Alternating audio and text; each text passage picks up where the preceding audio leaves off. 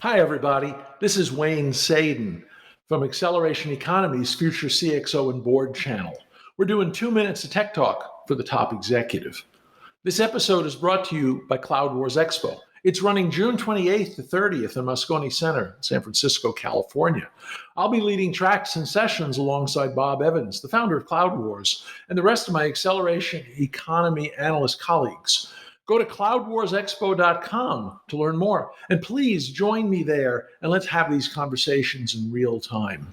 Join thousands of CXOs June 28th to 30th in San Francisco, California at Cloud Wars Expo as we explore a new metric called the time to dazzle, exclusively focused on how long it takes to dazzle customers with new business models that are enabled by the cloud, empowered by AI, and optimized with human ingenuity.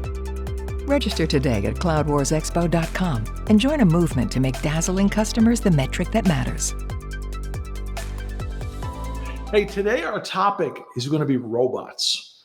And robots not in the sense of Robbie the Robot or robots that walk around and live in the world of science fiction, but industrial robots. If you ever worked in manufacturing or logistics, you know that robots are emerging as a very powerful tool for automating what we do.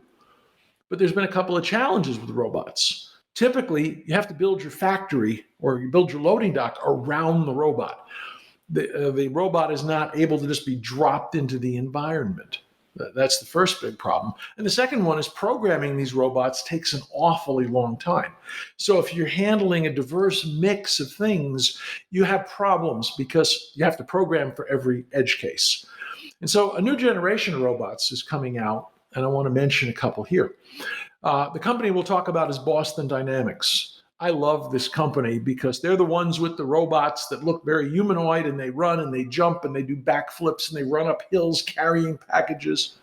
They're the company that has Spot, the little dog robot with the nose that opens doorknobs.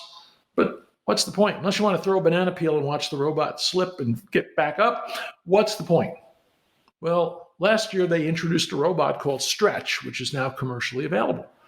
And this robot is able to be plopped into a manufacturing or logistics environment.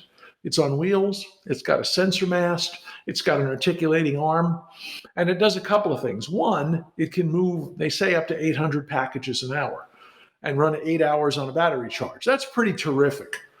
And if you have a robot like that, you can pick it up and move it, or rather roll it from place to place and teach it very quickly what you want it to do. And this robot is able then to adapt itself to your production line, to your assembly, to your loading, and is a terrific way, if not now, then very soon as the robots evolve with vision and with being able to make AI-based decisions, to be a tool that you can use to automate your workplace. You know, I talk about technical debt all the time with IT, but technical debt certainly inhabits our factories, inhabits our loading docks. And it's very, very expensive to take a rigid environment like we want for optimizing manufacturing and logistics and then change the way it works. But with this new generation of robots that are factory friendly and that are easy to move and very, very flexible, we're able to create a new environment. So don't sell these things short.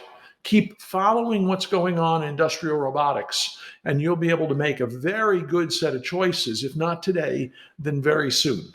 I happen to like Boston Dynamics. It's a really cool company. By the way, it's owned by Hyundai now. It was a company owned by Google's Alphabet, and I guess they got tired of making demonstrations, and now it's owned by an industrial company, which is where it belongs, building industrial tools to help us in the world automate our processes. Keep an eye on this stuff, and let's move forward in the future together.